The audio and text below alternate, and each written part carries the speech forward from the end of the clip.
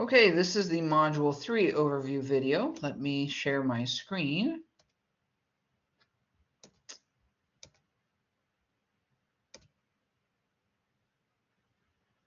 All right.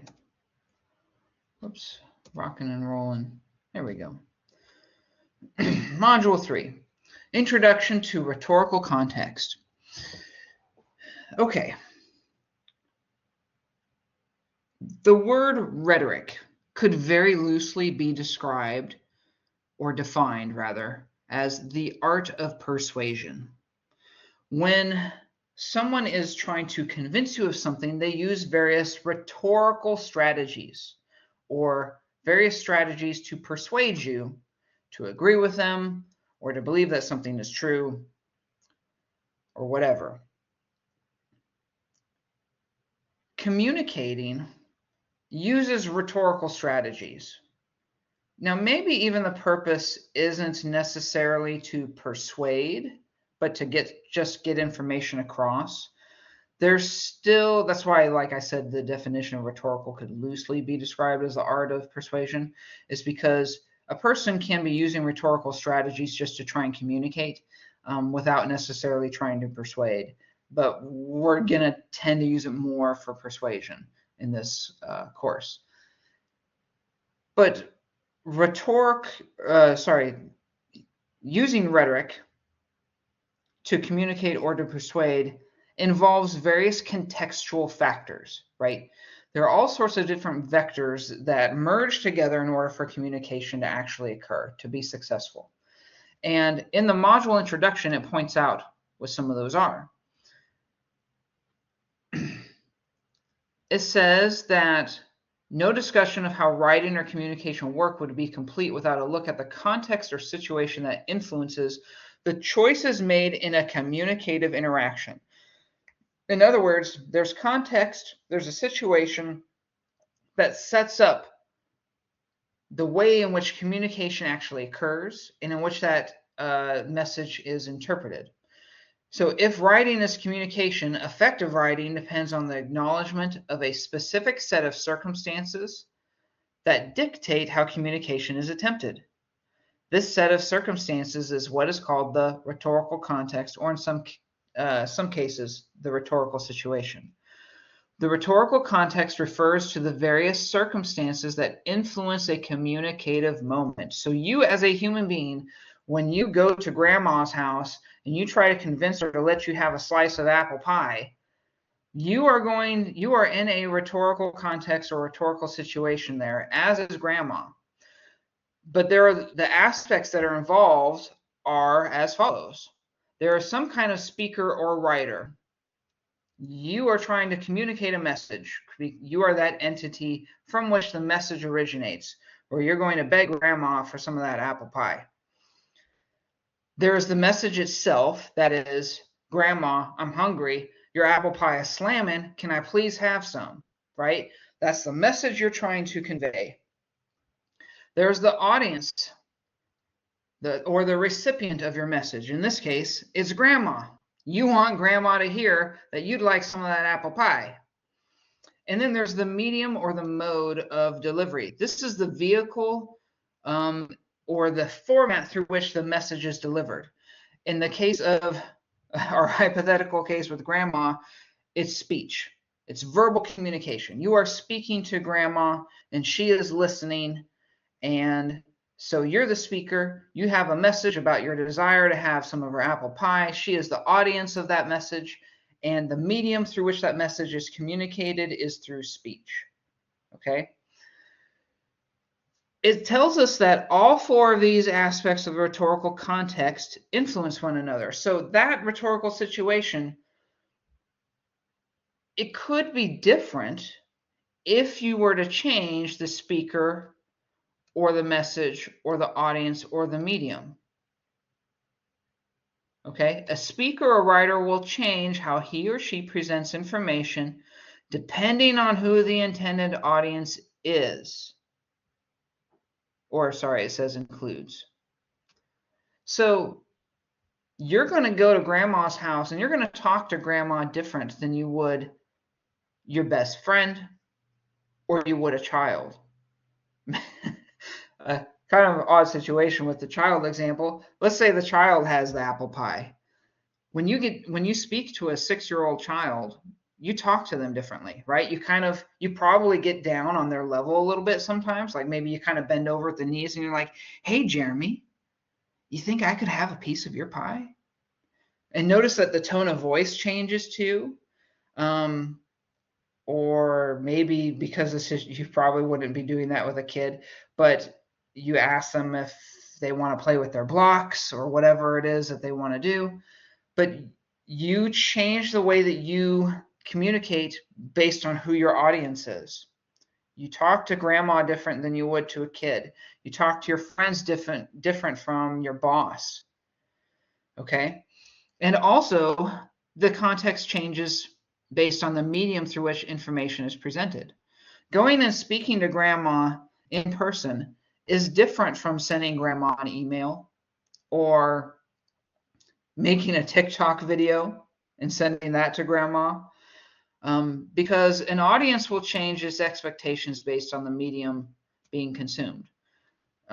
Grandma is most likely going to be more interested in having a face-to-face interaction with you where you are speaking to her than you sending her a TikTok video, although maybe you've got a real hip grandma, I don't know.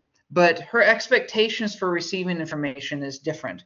She might expect to receive a TikTok video from her, a really young grandchild, but she might not expect to receive it from her husband, okay?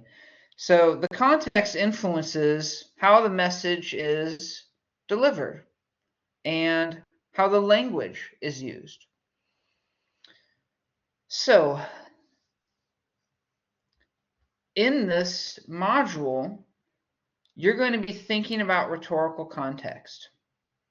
Before we get to the actual assignment in the journal, let me pull up, sorry folks, I should have had this already like pulled up and ready in the background for you. Oh, I'll just zoom in. We'll just do it this way. If you look at, that looks bad, sorry. How do I zoom out?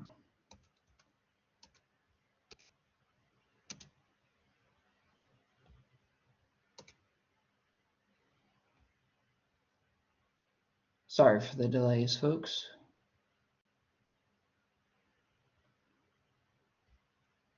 This is better. Let me give you another example that's a little closer to home than grandma. Well, closer to what we do in academics anyway. So many of you might be familiar with something called the Gettysburg Address. This was a short speech that President Abraham Lincoln delivered in Gettysburg, Pennsylvania on November 19th, 1863. It was on the battlefield near the city of Gettysburg. For those of you who don't know, Gettysburg was the biggest battle of the Civil War, had the most soldiers died on both sides. And afterwards, the situation was that people wanted to dedicate one part of the field to creating a cemetery.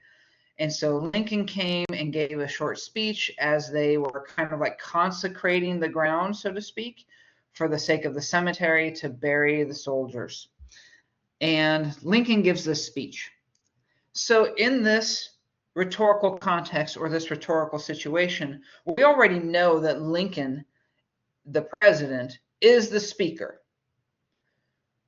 But we need to be able to figure out by using the context of, by using the speech itself, what the audience is or who the audience is, and what the message is, and what the medium is.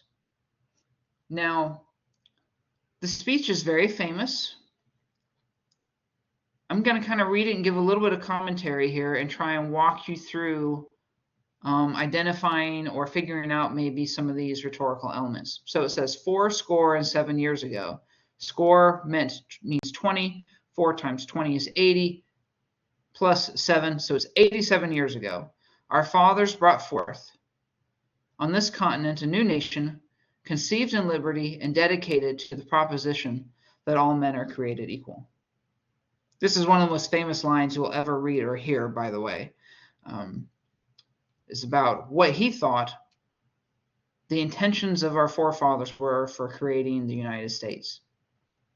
Now we are engaged in a great civil war, because the war was still going on at this point. It didn't end until 1865. Now we are engaged in a great civil war, testing whether that nation or any nation so conceived and so dedicated can long endure. We are met on a great battlefield of that war. We have come to dedicate a portion of that field as a final resting place for those who here gave their lives that that nation might live. Does that have anything to do with his purpose or his message?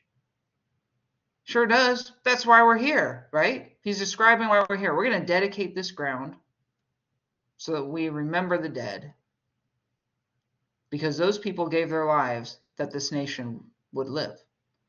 It is altogether fitting and proper that we should do this. Let me pause for a second and ask you this. Do you think that he is using formal language, or is he using informal language? It's pretty formal, right? Now, language can be a key indicator as to who the target audience is. For example, if you go and speak to a highly educated expert in some field, like a physicist, say, and you're talking to them about physics, that person is probably going to use elevated or specific language that relates to their field. If you try and go to your 6-year-old child and explain how the universe began, you're going to have to simplify that language, right? So he's using very formal language, not necessarily high language or difficult to understand language, but formal language. So that tells us something about this speaker, and it tells us something about their target audience. What do you think it tells us?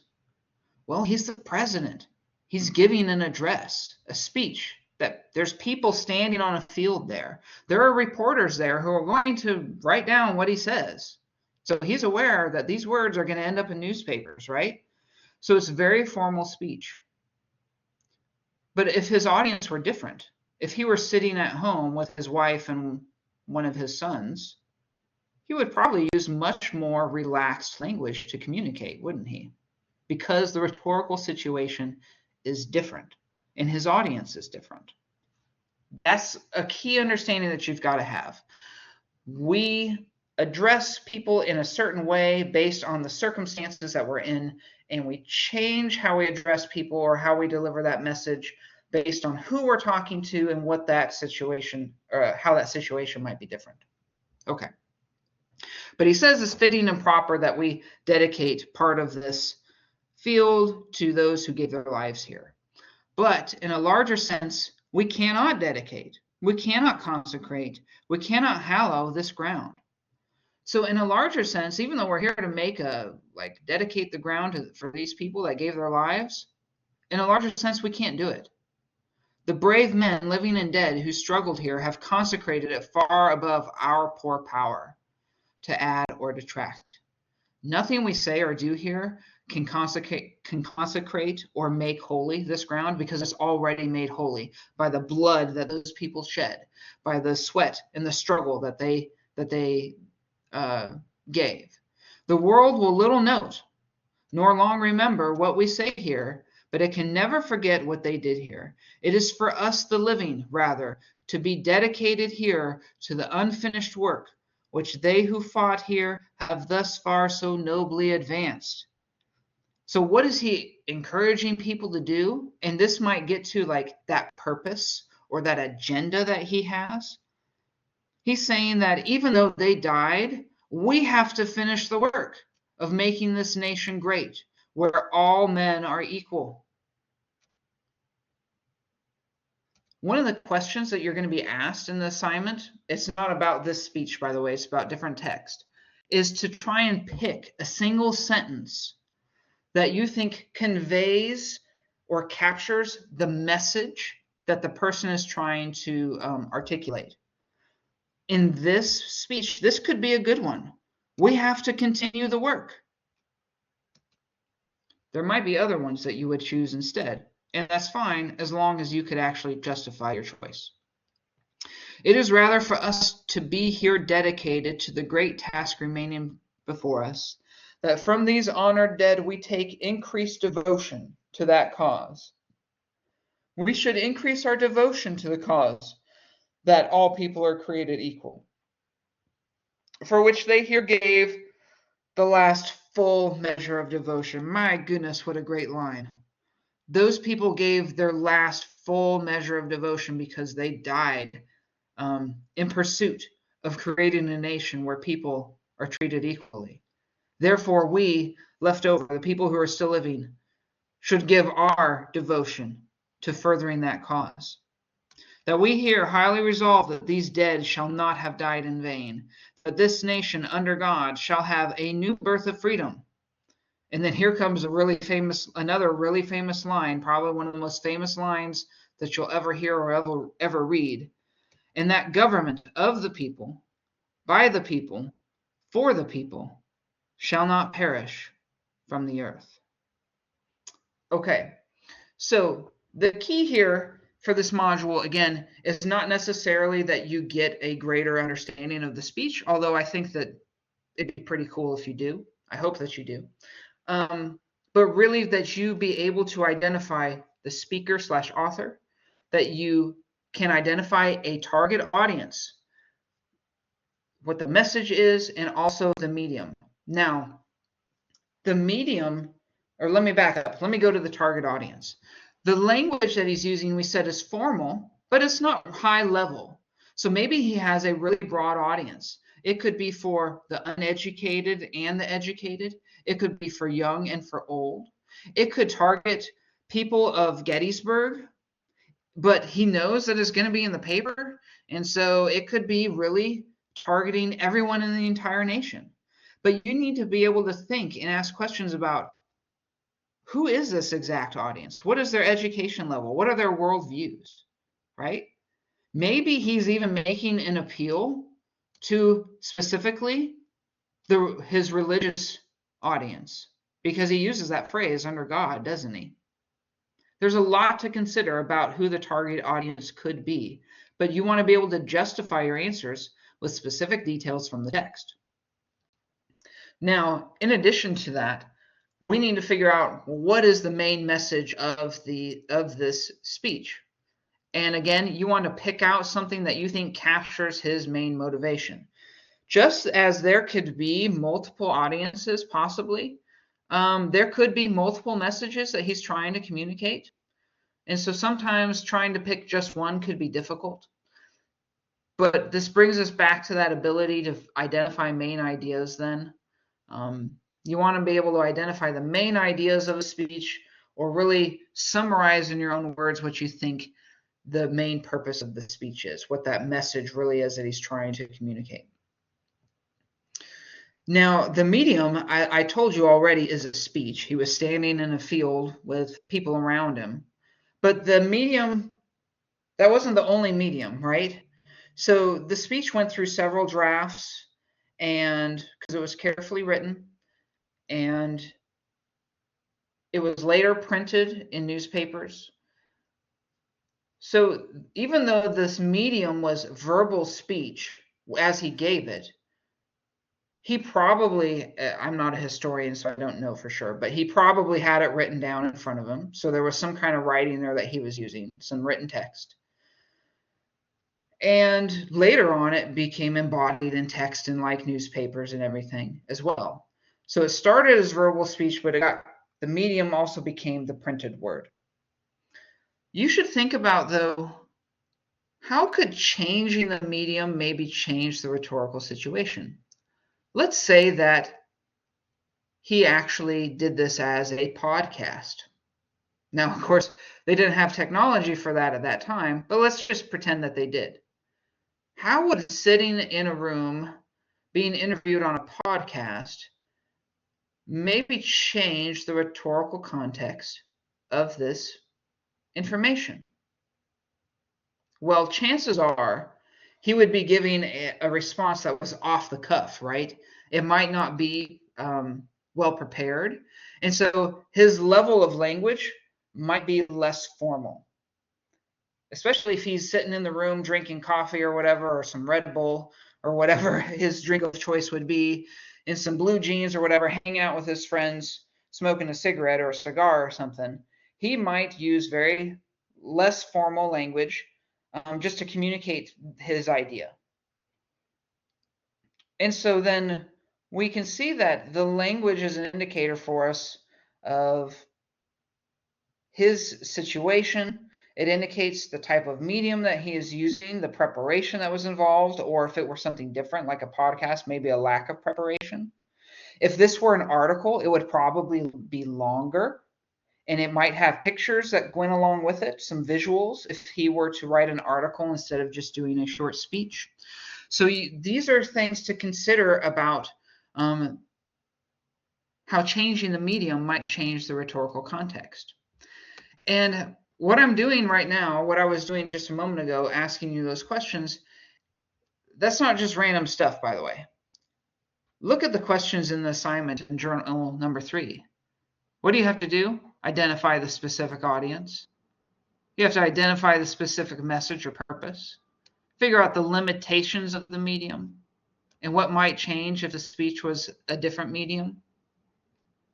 Okay. So the things that I just asked you about and used as an example with the Gettysburg Address are things that you're going to apply to one of these. So for this assignment, you're going to choose one of the following speeches that interests you. Just choose one. You'd be surprised how many students try and write on 2 or 3 of them. It's too much. Just choose one that's of interest to you. Watch the speech closely and listen to it. There is a transcript.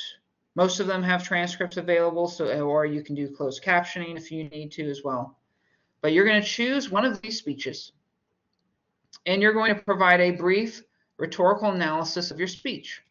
That is, you're going to identify that specific audience, that agenda or message that the speaker has, the limitations, and what might change if the speech were a magazine article. You're going to write this in, I recommend using Google Docs like I demonstrated last week, and it should be at least 250 words. It's probably going to be more. Give me a paragraph on each one. Format your paper on MLA style like I demonstrated. Provide at least one direct quote in your paper and cite it in MLA style. So you're going to quote the author's, what the author says. Give me their name and put it in quotation marks. Use MLA style for in-text citations like we discussed last week. Use the write a works cited page with the works cited entry for your source. Here again is that formula. And then apply hanging indents to your works cited entry. Here's the, whoopsie daisy. Here's the procedure for how that's done in Google Docs. And then you'll come down here. Again, you'll save that document as a Word document or a PDF, and you'll upload it here just like I demonstrated last week. That's your goal for Module 3. If you have any questions, please don't hesitate to ask and send me an email. Thanks.